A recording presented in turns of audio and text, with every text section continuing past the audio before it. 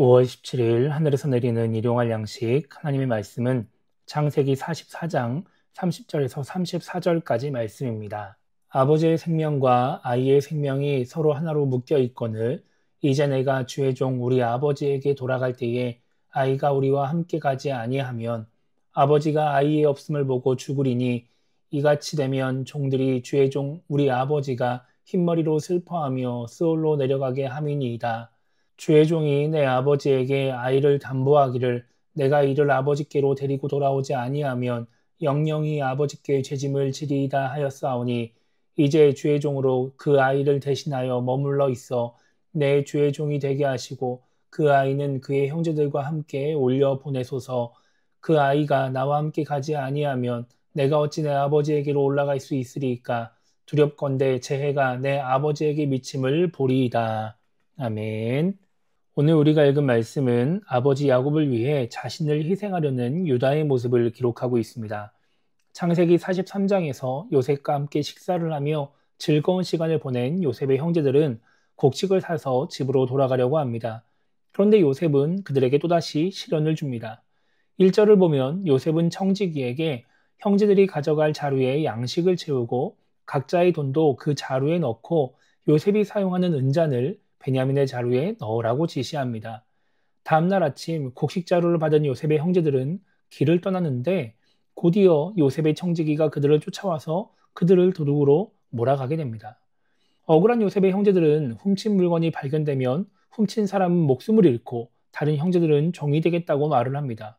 그런데 베냐민의 자루에서 은잔이 발견된 것입니다. 그래서 결국 그들은 다시 요셉의 집으로 돌아옵니다. 그렇게 다시 형제들을 만난 요셉은 잔을 훔쳐간 베냐민만 종으로 삼고 다른 사람들은 돌려보내주겠다고 말을 합니다. 그때 유다가 나서서 그간의 모든 상황들을 설명하고 베냐민이 집으로 돌아가지 않으면 아버지가 슬퍼하다가 죽게 될 것이라고 말을 합니다. 그리고 자신이 아버지에게 베냐민이 돌아오도록 하겠다고 약속했기 때문에 자신 대신 종이 되고 베냐민은 아버지에게 돌아갈 수 있게 달라고 요청하는 것입니다.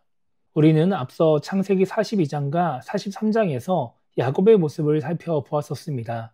야곱은 애굽에 갇혀있는 시므온을 위해 아무런 노력도 하지 않고 자기 자신의 만족을 위해 베냐민을 데리고 있으려고 하였습니다.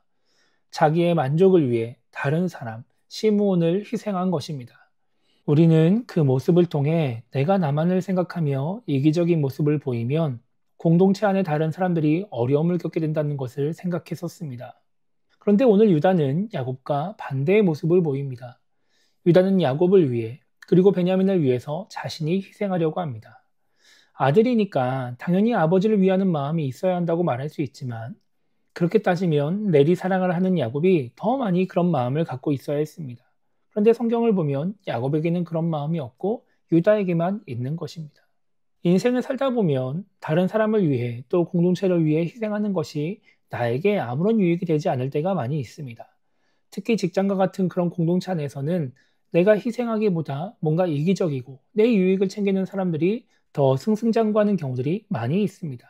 그래서 많은 사람들이 희생을 하기보다 내 유익을 위해 이기적인 모습을 보이며 살아가는 것입니다.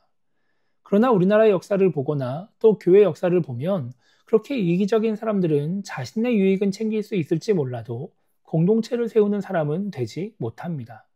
이 나라를 세우는 사람 혹은 공동체를 세우는 사람들은 대부분 희생정신을 가지고 실제로 자신을 희생시키는 사람들이었습니다.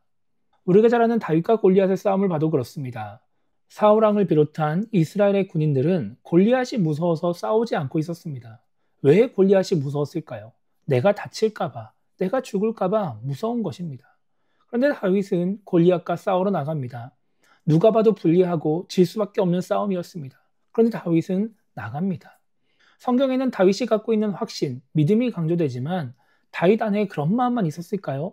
성경에는 기록되어 있지 않지만 다윗 안에 하나님이 내가 믿는 대로 나를 도와주지 않으실 것을, 나를 보호하지 않으실 수도 있다는 것을, 그래서 골리앗에게 패배해서 다치고 죽을 것을 각오하는 그런 마음도 있었을 것입니다.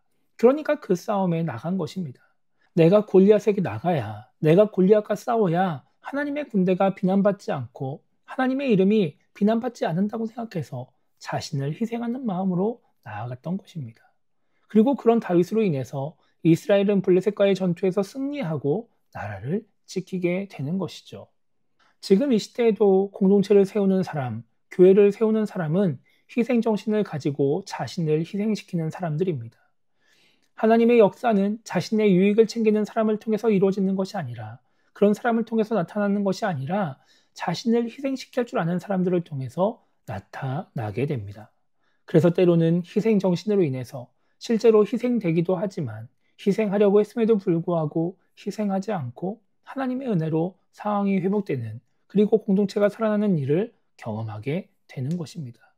우리가 유다와 같이 희생정신을 가지고 나를 희생시켜서 공동체를 세우려고 할 때, 교회를 세우려고 할 때 우리는 하나님의 역사를 경험하고 하나님의 뜻을 이루는데 쓰임받는 사람이 될 것입니다. 그래서 오늘 하루를 시작하면 우리가 이렇게 기도했으면 좋겠습니다. 우리 모두가 정말 희생정신을 가지고 나를 희생시킬 줄 아는 그런 신앙인이 되게 달라고 기도했으면 좋겠고요.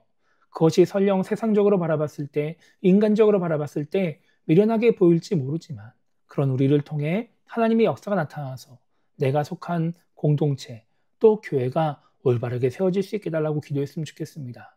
그렇게 우리 모두가 하나님의 뜻을 이루는데 쓰임받는 사람이 되게 달라고 기도하며 오늘 하루를 시작했으면 좋겠습니다. 그렇게 기도하며 자신을 희생시키려고 하는 우리 한 사람 한 사람을 통해서 이 땅 가운데 하나님의 뜻이 이루어지고 우리가 속한 모든 공동체가, 이 교회가 올바르게 세워지게 되기를 주님의 이름으로 축복합니다.